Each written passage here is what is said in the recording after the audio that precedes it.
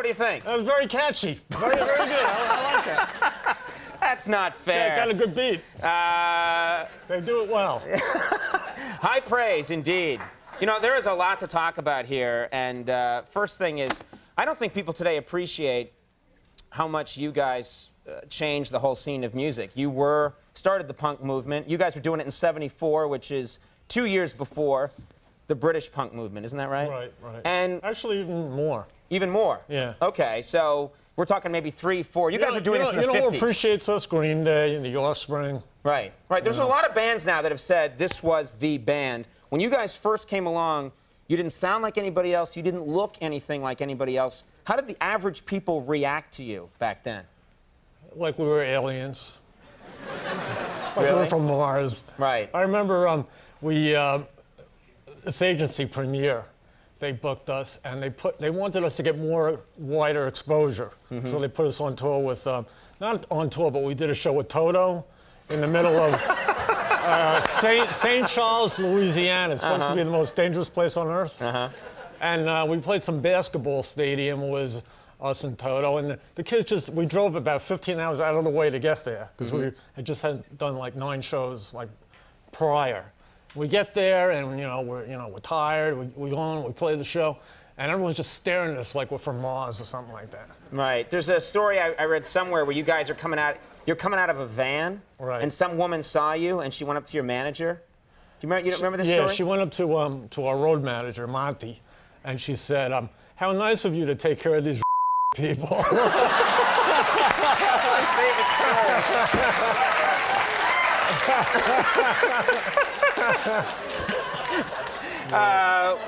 Now, the Sex Pistols, of course, they come along in '76, I believe. Right. They come out, and the Sex Pistols. No, they came out in like '77. Oh, okay. We had 3 albums out before they had their first. Right. You guys came first. We established that. We're not going to fight about that. Okay. But the Sex Pistols just said they wanted to fight you guys. Isn't that right? Because there was a perceived rivalry, but the Sex Pistols actually wanted to fight you, and you didn't. Well, when we first met them, it was our first tour over there, and yeah, they wanted to come on like they were gonna they wanted to, that's how they were. They wanted right. Like they wanted to start something. So the first time in '77 we came back, we did a tour, and Jonny Rotten wanted to come backstage, so for a little prank that we pulled on Johnny was that we all kind of pissed in the beer. And Johnny, what do you mean you kind of pissed in the beer? We did. Okay. We urinated. There you go. Yeah. Pissed in the beer. Yeah. And then Johnny Ramone gave Jonny Rotten the beer. It's like our way of saying hello. Yeah. Well, that's our greeting, Well, that British beer is pretty bad. He probably didn't probably know the difference. You've written a million.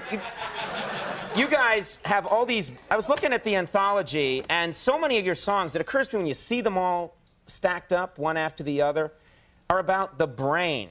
Gimme shock treatment. Thing, right? Teenage lobotomy. I want to be sedated. Psychotherapy. My brain is hanging upside down. Brain drain. Why this fascination with the brain? We're screaming out for help. I hope you get that. Yeah. Help us, please. Have you ever, you are probably have one of the most recognizable looks in rock and roll. Have you ever thought for a second about doing something different with your hair, cutting it? I did think about it. You did think about it? But I don't look good in short hair. When I was a kid, I used to have short hair. My mom, they used to take me to the barber shop, but that stick they used to stick up your hair? It was like What? No. I don't think that was a barber shop. I don't know what the hell was going on. I think it was you know when they grease you up at the barber shop? I guess in the 50s they would do that. Right. Well, I disagree, because we actually we have computer graphics here, and we actually thought, let's see what Joey looks like with a conservative hairstyle. Can we take a look at this, please? I think. You like that? That's me. That was me in the 50s. That's a Keanu Reeves thing happening there. Are you, You're still a single guy, playing the field. Do you ever think you'll settle down? I hope so. Yeah? At some point. You want to do that, or you like living the lifestyle? I like the life. Yeah. The life.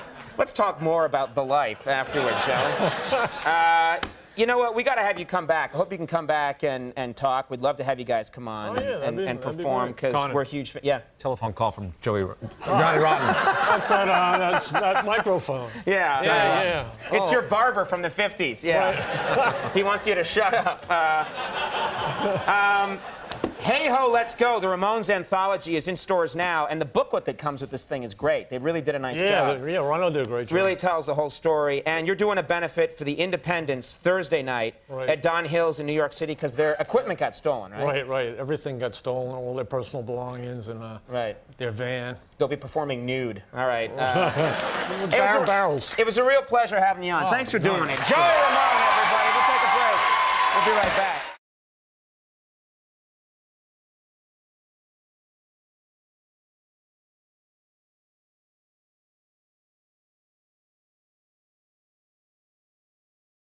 Record store day, vinyl, bring it back. I am Mr. Rotten. I have loved vinyl all my life.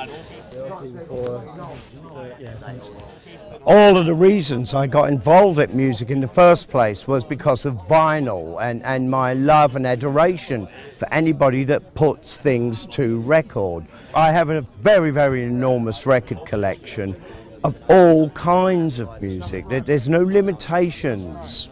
And vinyl opens those windows, and unfortunately in the last couple of decades what we've done is eliminate that wonderful oral tapestry from our minds. For me, Britain is an island. It always has been. It doesn't have what you would call a strictly indigenous population. It is constantly being updated. That is to the benefit of this as a culture. And you have to learn that, and you have to know that the absorption and the integration of all of those different new intriguing elements make us better and better and better and better and better and better. It goes back to, I don't know, like 4 years old when I first started buying records, because I love my mum and dad too. They loved all kinds of music, and they'd party every weekend. And although I've had a problem with them with the Beatles, that they loved the Beatles, but they were right too, you know. But there was more going on than just that. It's why in the Sex Pistols we never did a Beatles song, but we did a Monkees song. Because the Monkees sold more than the Beatles.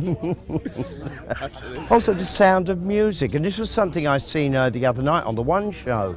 Cilla Black saying, do you know that the Sound of Music sold more than anything in that particular period, the 60s? Well, yes, of course I knew that. I love some of those songs. Julie Andrews is an incredible voice, and don't throw that away. Learn that's what makes this place so wonderful and special. America still loves Julie. I fought bitterly against the record labels now for almost 2 decades. They kept me financially destitute. They did everything they could to not make what it is I do work in any way, shape or form. And kept me, yes, as I said, financially destitute. But the thing is, I keep at it, don't I? You know, I can't be ground down, people like me, because what I do is my culture. Look at my friends, look at my lifestyle. To us, it doesn't really matter if you're 5 or 50, so long as there's a poignancy in what it is you're singing about, and it be relevant to the people, class and structure around you. Yes, that's poetry, but yes, it's art, and yes, it's music, and yes, it's pop, and yet at the same time integral to the development of your own brain, your own thought, and the youngsters that are coming up around us. We want them to know the battles we fought here. We want to share in our pride, our culture. We want to share. I think this seems to be the spirit of One Drop, actually. That idea. Total. It's very positive. It's a very pop song. It's one of the most, I'd say, one of the most pop songs you've ever written. It deals with irony. It's a wonderful juxtaposition of events. It's about getting into the groove with each other and not got to cause no, idiot commotion. We know what the proper enemy are and where they are, which is why Guy Fawkes is one of Johnny's best heroes ever. It's and I've seen it happen here now for a couple of years. They're beginning to call Guy Fawkes Night Halloween. That's unacceptable. Coming together in Yeah, that's not right. It's not right. It was an insane idea to try to blow up the Houses of Parliament. I mean, I wouldn't agree with the murder of any human being ever, because I don't believe in that kind of violence. But the idea is intrinsically British. We do love a good riot. Those are an intrinsic part of our culture. Before then, the British used to riot in the theatre. Can you imagine that? A bad play would set off a riot. We came back from Greece and Hungary last year. This is on the way to record the album that we're going to now release on vinyl. But as we came into Luton Airport, and there it was, it's Welcome to Britain, the sign, and underneath was the TV showing the riots going on. And there's all these tourists returning, but also immigrants wanting to join in and be British. And you see this riot juxtapositioned under Welcome to Britain. Fantastic. I mean, we really are an amazing culture. And we mustn't lose that ferocity, but humour too. And that nobody thought of turning the TV off. They showed it fully. Don't you love England? America wouldn't have allowed that. That's what makes us better. Yeah. Do you know what I mean? So we look at the riot in a different way. And we absorb it, right? And also the rioters learn, pick the wrong enemy. It's not Samsung and Adidas. It's the Houses of Parliament. Guy Fawkes, very nice fella. Look around, right? These flats, right? These people have got nothing, right? They've got nothing. I come from this. This is my manners, my life. But I don't resent anyone for it, all right? I just don't want you stepping on my foot as I open the ladder up to lesser offs than myself. I will always fight for the disenfranchised. And there, but for the grace of God, go you and I. All right, thank you, John. Cheers for that. We'll let you get back indoors. Take Get drugs really and cold. not get nicked.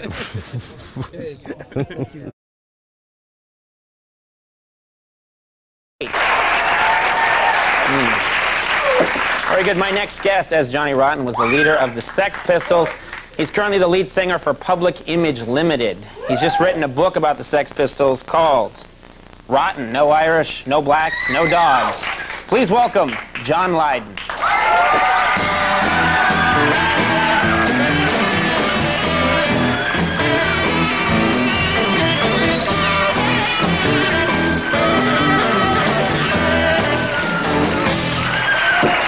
Thanks a lot for coming. I understand you've been doing a lot of this today. You're tired of talking, aren't you? Fed up promoting myself. I can't cope with it. I found out that I'm completely uninteresting. We'll just try and find something, some small thing that's interesting about you. We'll try as best we can. Well, that's what the book's there for. Yeah, no, the book is actually, I've read a lot of the book, and it's really fascinating. The first thing that struck me is I got the book, I turned it over, I always look at the back of the book first, and it said, you described the Sex Pistols as musical vaudeville.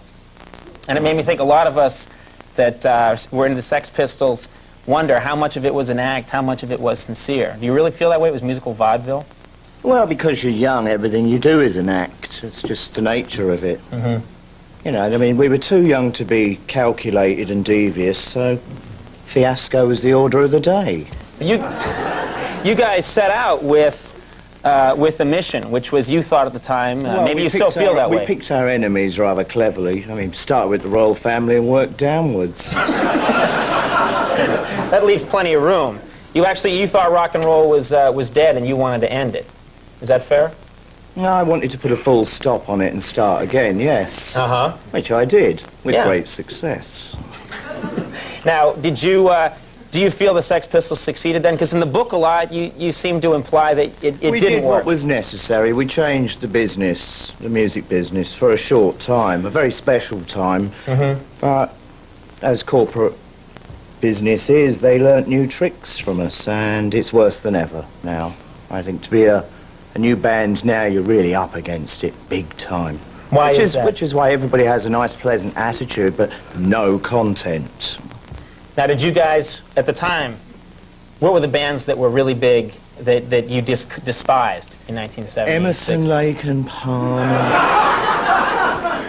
Yes. Even the Allman Brothers. Couldn't resist that. I know, you just couldn't resist. You haven't lost your flair. There are like 9 of those guys back there. I know. couldn't And screw with them. 22 roadies with them. Yes. Now, I like living dangerous. Did you guys, when you say that you changed the business and then people learned from you, what did they learn? What did the industry co-opt from you? They learned not to have anything like us ever again. You guys, when you were living at the height of the Sex Pistols' success, you must have been harassed a lot. I mean, when you're just walking around London. I spent large amounts of time in jail, yeah. That's all right. You were singing... It was rent-free accommodation. You were singing songs about anarchy. At the time, it's hard for people to understand now because going over the line has become an act for a lot of people. And I think people today get desensitized to it. It was deadly serious stuff at that time, yes. I mean, nobody had ever even considered having that viewpoint. And no one had said you guys put... And it wasn't enjoyable. It was very, very dangerous and very awful, but I kind of like that. You look back fondly on those times then? I'd like to think so. Yeah, well, I don't know, it was Listen, for 17 years I've not talked about that part of my life because I just didn't want to remember it, quite frankly, but people have rewritten history now to such a point where I've just had enough of the mythology and the lies, hence the book. You read it, you won't be disappointed. The truth is actually better than fiction.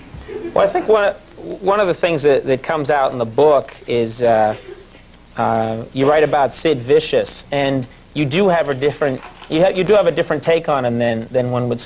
You see him as just this kind of confused, gangly, stupid fashion victim. Yes. Yeah, yeah. But he was one of my best mates, and that's how I can say that because I know what I'm talking about. Yeah. You have a lot of sympathy for him, and you actually. I was interested to see that when in the book, you say you have a little bit of guilt about bringing him into the group. Do you? Yes, because it destroyed him, really. His ego couldn't cope with it, and his head just exploded. Well, these things happen.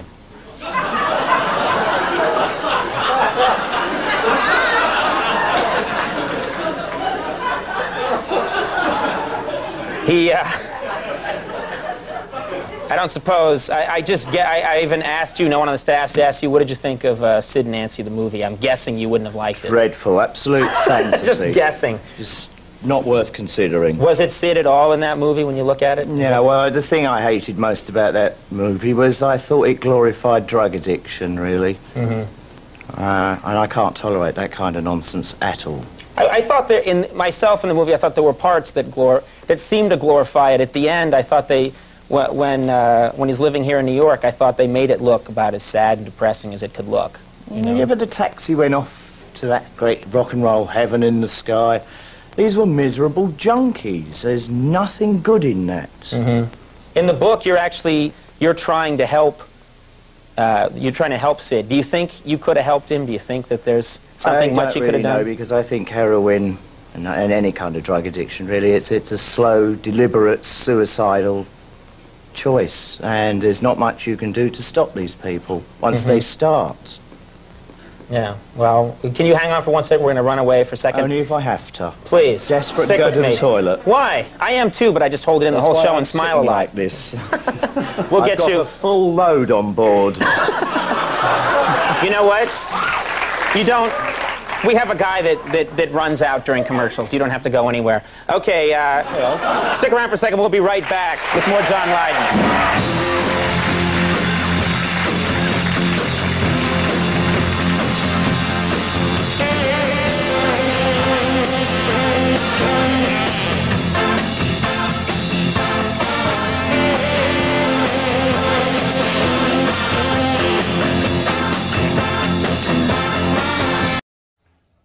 Now, I'm sure you've been counting. And now, after a 17-year absence, John Lydon is back on tour with his band Public Image Limited, starting with a gig at the Shepherd's Bush Empire tomorrow. I spoke to the former Jonny Rotten earlier in the week and asked him first why it had taken so long to reform his band. That's not my fault. That's record companies trying to keep me in debt and really not releasing enough records for me to recoup properly. And so for me, the butter campaign for that very fine product of British butter last year did me wonders. It allowed me to have the financial freedom to put Pill back together properly. Public Image Limited. Yeah. And we started here in November, December last year, and from that we were able to jaunt over to the US of A. We've done some 20, 30 concerts. We've kind of got ourselves now financially in a position where we can afford to record by the end of this year, hopefully. And so, as part of the continuation of this tour, we're doing some gigs in England again, but at half price on the tickets. And you still playing some of the music you did 30 years ago or whatever? Why not? It's all as valid then as it is now. I can't perform any new material live because the copyright laws would cripple me. And the amount of people that have copied my music over the years, it really wouldn't warrant well, would it, if I start playing completely new songs without any protection. But you want to do a new album, though? Or? Yeah, oh yes, why not? Yeah. And who goes? Who are the crowd these days? People like you. It's extremely varied, as always. Young, old.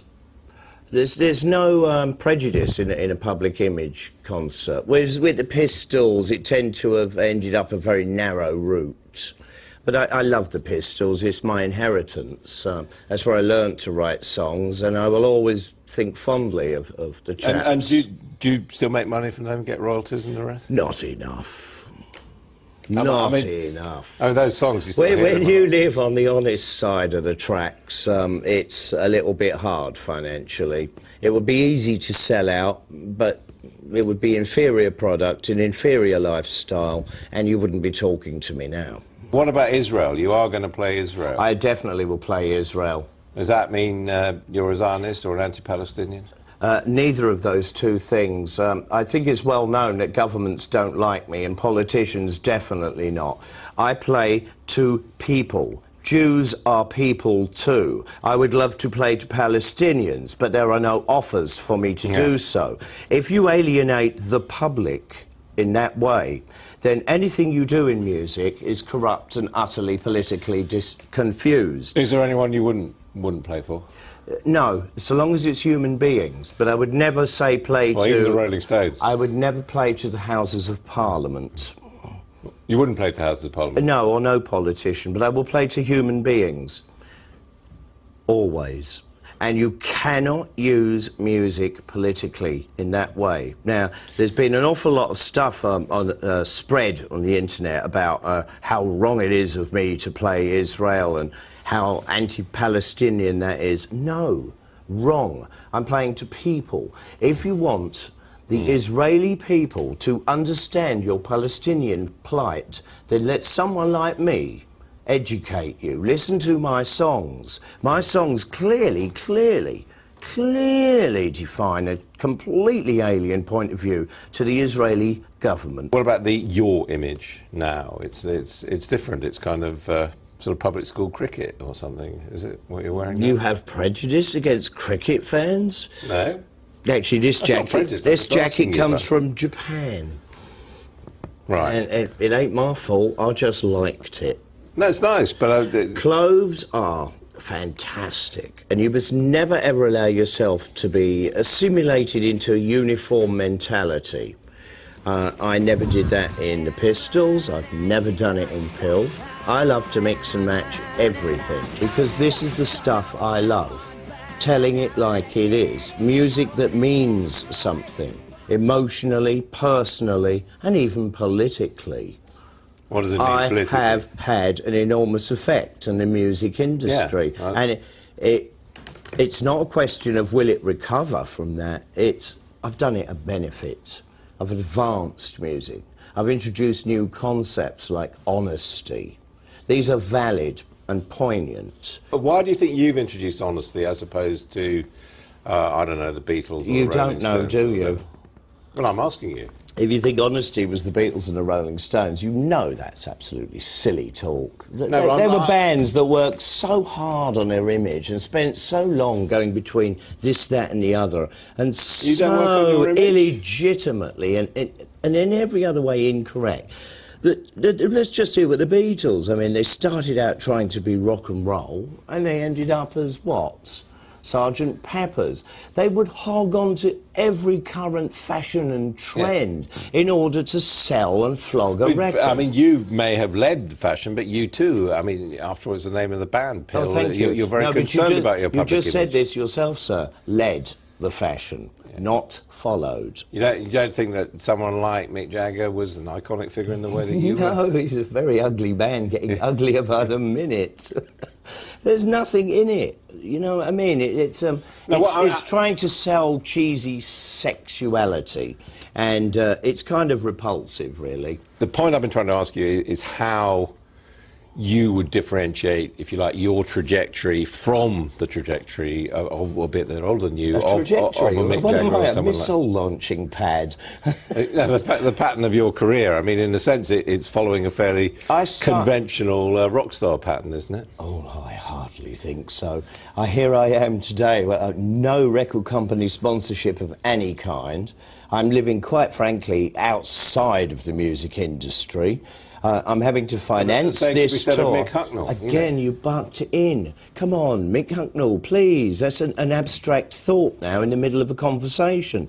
And what's that fool doing? He's going back out trying to imitate Rod Stewart as the Faces. Please don't talk about these people to me. We're playing with the next member of your band as well. Yes, Glenn another Matlock. tomfoolery. All right? But don't associate me with these people. These are not my folk. No, but how are you different? That's what I'm trying to drive at. Listen to my stuff. It's from the heart, the soul. It's honest. Every single thing I've ever done is honest. I don't know any other way. And I'm certainly not trying to be anybody else, and I'm not hogging on anyone's bandwagon. I don't sound, sing, walk, talk, or look like anything else. I don't need to. My mum and dad raised me quite improperly with the basic philosophy of be yourself, son, and I have been. You think that's improper? Yeah, it is to you lot. Thank you very much indeed. Peace. Over the north of Beijing, as the visibility drops, you'll still see things with... Would you rather not talk about the company? No, I'd like to talk about it. I beg your pardon? This is why we are here. Well, I want you to talk about it, and I've made 5 passes at it, and so far I'm not getting anywhere. You've studied your history of us. I mean, come on, prompt. Well, do your business. We're jet-lagged. Humour us. What kind of a company it is, and you've said it's a company that deals in communications. Well, it's simple, right? We'll do anything that we're offered if it's worthwhile. So, like, at the moment, me and Keith want to dabble with film soundtracks. Dabble with film soundtracks. What does that mean? I don't know what that is. This is my disguise. What is it? Where'd you get the hat from? Got it in Disneyland. Mad Hatter's hat. What happened to the 10 and 6? I threw it away because it cost a bit more than 10 and 6. What were your thoughts about the whole concept of a royal family, of a queen or a king, princes and princes? That my father worked very hard and had a lot of tax taken off to support what I seen as a bunch of lazy, good-for-nothing inbreds. And I think time has proved me right. The British now completely agree with me on that. So my attitude would be about them now to sell them off to Disneyland. Well, look to the future, right? It doesn't look all right, like then it's let's have much of one boys and girls out there in the US of A. Then let's take it to the next. Ayatollah's a pop hero nowadays, I hear. Excuse me for talking while you were interrupting. I have to do a couple of commercials here. We'll humour me. Continue, not for long. OK, take a seat. Oh, damn, you got me on a stool. I know, I'm sorry. I'm sorry. And we all know what stool is German for. Right, yes, thank you for that. Excrement. Holy shit. We're building into it. What would you say are the main differences between these two bands, the Sex Pistols and the Public Image Limited? We're better. That far corner there was two budgies and a hamster, which we used to call Sid Vicious. In fact, that's where the name Sid Vicious comes from, named him after my hamster. You know, he used to look a bit like a hamster because he had kind of slightly bucked teeth. And why do we think left alone? Just leave me alone, you know what I mean? I know what I want. What do you want? Freedom, I think they call it. The hippies used to call it that. But I bet there's a better word for it. What? I don't know that yet. Back now with John and Keith, who are with Public Image Limited. You know, it's been so long that I've almost forgotten where we were when we were at it. You went into a bit of a tantrum, as I rightly remember. Oh, how will this music differ from what we thought was rock and roll? It's no more of that 12-bar ditty, wavy hair in the breeze, platform boots, flap your flare nonsense. this is the kitchen. There has been something as revolutionary as the Sex Pistols, the ongoing force of me. And this you must never forget. I am as relevant now as I was then. In fact, more so. You need me. I don't need you. And then from there, this bit here, do you know what that's called, John? Fish. That's called the skin. A lot of people think that maybe your first record will be a reggae record. A lot of people are totally wrong. Why all the infamous language? Infamous language? You're joking. What language is that? Language? I speak nothing but the fucking English language. That's the only thing I've been brought up with. And if that's infamous, then tough shit. Now, nobody can blather on ad infinitum and exaggerate and mythologise about a band that wasn't too brilliant in the first place. I mean, I know where all the talent lay. Me.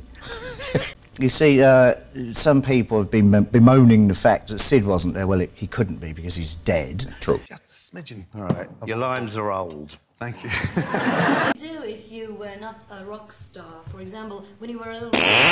Oh, banger this number, baby. Really nice. Isn't that lovely? The sea salt's a bugger. Why? Because it feels like I've been crunching sand. I'm now getting tips from John Lydon about fucking cooking. This is the bathroom. Well, let's go to some questions for John and Keith from our viewers. Could I ask you a question sent in by one of the viewers? Those bands be awful, come No. on. You really don't care what your audiences think of you, do you? No, it doesn't matter. It's irrelevant. And this is the bedroom. How would you describe yourself to someone who doesn't know you? Handsome, young, virile. Raus! Raus! Camp leader is in the house! Great. Und now for the serious business. Get the fire going! Come, dogs! Ha! Whip, whip. Right, open wide. Good man. Now, what does that taste of? I'd like to say crab, but a really bad crab. But do you think Malcolm's trying to avoid you? Oh, isn't that obvious? But how can you resolve the situation? Kill him. We're looking for that shining star somewhere up there. Well, it's unfortunate that we are all... Somewhere over the rainbow.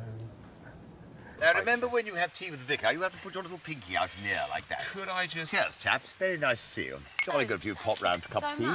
Thank you, Razor. Has someone taken that very first weak one on there that I was happy to have? Or, fine. I took mine from there. That's it. Never mind. That's why we split. Oh, what? You heard the ultimate word. Yeah, but he's retained. Your hair looks like rhubarb. Here we go. Let's spice things up a little bit. Hold on. Take some water. How would I do that? Oh, by the way, I don't do water. Right, next one. Stop it, that kangaroo's got a kick. John, I'm running out of your time. Come on, here we go. And one more question. What do you think of Deep Purple? Nothing. My mind is a blank. Why, are they big here? Yes. Oh, how pathetic. I thought we buried that lot years ago. Oh, well, bad habits die hard. Okay, thank you. Yeah, I'll come now. We've got Killing Joke and also Grapes of Wrath and Echo and Bunnyman coming for you very shortly. Yeah, dreadful too. Look at that, real. But punk is really nothing new, I think. Then you think wrong. What's new about punk? I don't know, but you still think wrong. Why'd you ask me all these silly questions? Do you really expect me to answer them? I find honesty is the most offensive thing in the world. And you've just been attacked with it. That we should get straight away. Come on. Think of something classic. Toilet paper. The only good thing about this town now are the drugs, and there's none available. Oh, God, I'm doomed. As for drugs, just say no. That means more for me.